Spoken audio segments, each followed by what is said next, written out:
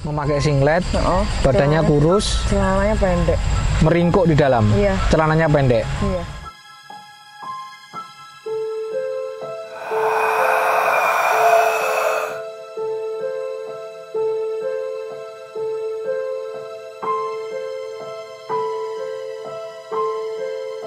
Di tempat lain yang tidak jauh dari lokasi ini, saya tadi juga sempat melihat ada sebuah terowongan.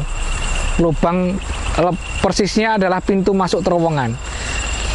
Kita tidak tahu apakah lubang terowongan itu terhubung dengan bunker yang barusan kita lihat, tetapi kita akan sama-sama mengecek dan melihat di dalamnya, dan kira-kira apakah memang juga dihuni oleh makhluk-makhluk astral.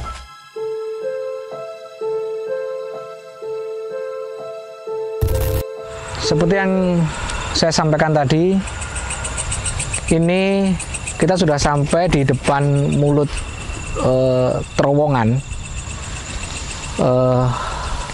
Karena dari sini susah sekali kita menjangkau di sana. Saya gambarkan kepada pemirsa yang ada di rumah bahwa akses untuk mendekati mulut terowongan sudah dipenuhi oleh tanaman liar yang tinggi sekali. Di belakang terowongan ini kita juga melihat ada bekas tembok zaman dahulu dengan ukuran batu bata yang sangat besar. Kita juga tidak tahu sebenarnya fungsi dari bangunan ini dulu seperti apa. Tetapi jika melihat dari sekilas tempatnya memang terlihat sangat seram dan angker. Mungkin Mbak Novi bisa memberikan gambaran kepada kita, apakah di tempat itu juga ada makhluknya, Pak? Kalau dilihat dari bangunannya ya, Pak, ini sepertinya sudah ada sebelum zaman Belanda mungkin, sebelumnya malah. Saya kayak lihat ada penjaga dua. Jadi satu di sini, satu di sini. Kayak bawa apa ya, tombak gitu loh, Pak. Oh, oke. Bisa jadi dia sebelum era penjajahan Belanda. Mungkin seperti itu. Saya sepengelihat saya seperti itu, Pak. Tapi dia tidak berusaha untuk mengintervensi kita atau mengganggu kita, tidak. Tapi memang kayaknya kalau untuk masuk pun kita tidak boleh, tidak diperkenankan. Iya, tidak mau. Dia posisinya ada di mana? Di situ, pas di depan mulut terowongan. Bisa digambarkan lebih spesifik, apakah tingginya sama dengan kita atau lebih tinggi? Lebih tinggi. Lebih tinggi. Iya. Bawa tongkat kayak tombak gitu loh. Dua orang. Bajunya apa ya? Kayak gini, kayak rompi gitu loh. Cuman rompi aja segini. Terus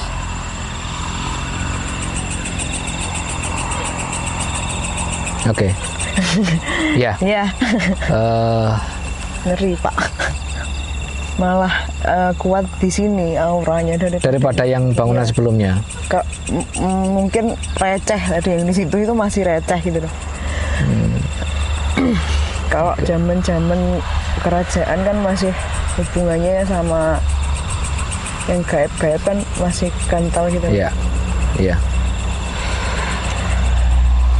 Apakah mereka juga sering mengganggu masyarakat yang sedang beraktivitas di sini?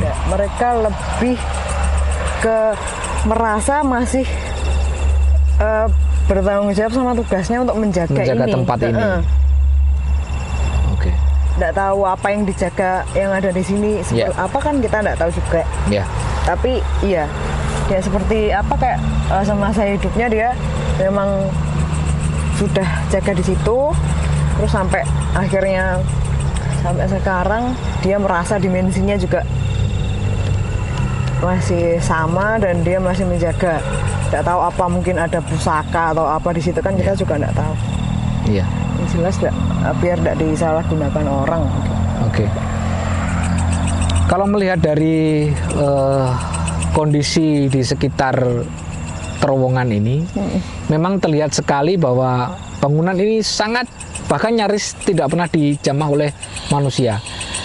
semua ilalang-ilalangnya nyaris tidak ada yang rubuh, tidak ada bekas-bekas diinjak oleh manusia, yang menunjukkan bahwa masyarakat sekitar sini pun juga berusaha untuk tidak mendekati tempat ini. Kita tidak tahu apa yang ada di dalamnya, tetapi jika melihat respon masyarakat sekitar yang lebih menghindari tempat ini, kayaknya memang tempat ini benar-benar sangat angker. Kita juga akan mengikuti sikap masyarakat, kita juga tidak akan menjangkau atau mendekati tempat itu. Oh, maksa ya Pak ya? Iya, iya. Karena resikonya pun juga tidak bisa kita prediksi. Mungkin ya memang harusnya saling menghargai aja lah Pak. Mereka kan mungkin juga sudah ditakdirkan seperti itu mungkin. Kan memang kita berdampingan juga. Ya, dan kehadiran kita di sini pun juga tidak ingin mengusik mereka. Ya. Dan sebelumnya kita juga udah izin ya Pak, udah berdoa dulu. Ya.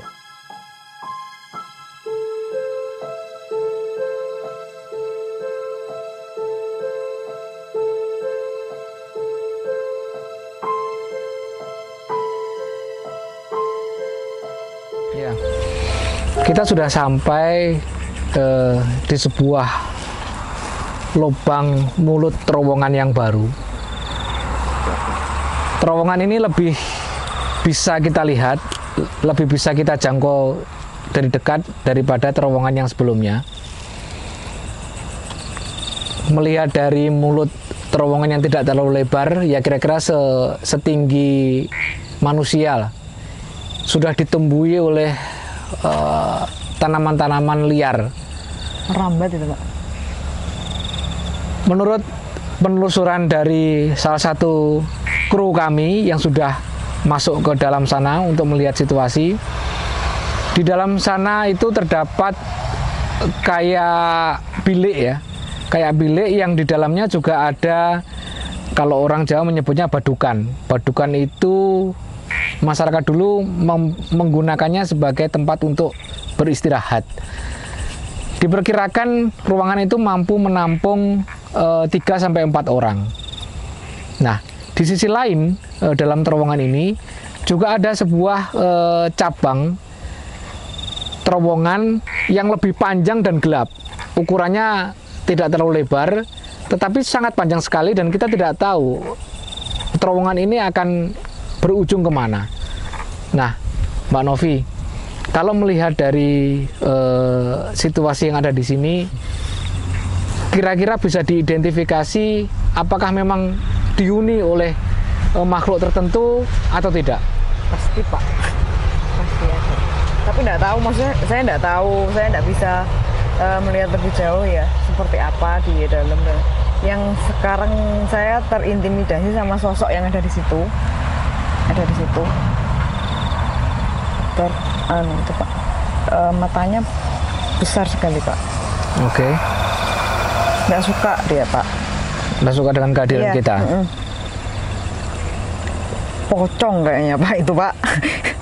Oke. Iya Pak. Kayaknya nggak mau lama-lama di sini saya Pak. Oke. Ya, jadi demi keselamatan kita semua dan memang tujuan kita datang ke sini tidak ingin mengganggu siapapun yang ada di sini, sebaiknya kita segera bergeser ke tempat yang lain.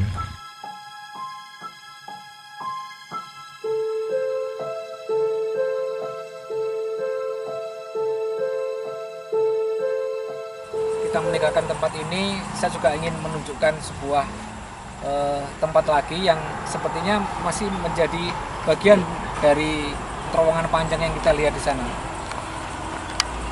Kita bisa saksikan bagaimana bangunan ini sudah terkelupas di sana sini sehingga menunjukkan konstruksi dalamnya berupa batu bata yang tersusun masih cukup kuat. Jika melihat dari bentuk terowongan yang kita lihat pertama tadi, ini sepertinya bagian atas dari terowongan yang kita juga tidak tahu nanti akan mengarahnya kemana. Sepertinya masyarakat sekitar memanfaatkan jalur ini sebagai jalan untuk mengakses ke lahan pertanian mereka. Mbak Novi mungkin bisa digambarkan apakah ada sesuatu yang bisa kita lihat di tempat ini? Ini bagian atas dari terowongan tadi kan Pak ya? Iya. Nah, itu saya langsung lihat itu Pak, sosok perempuan.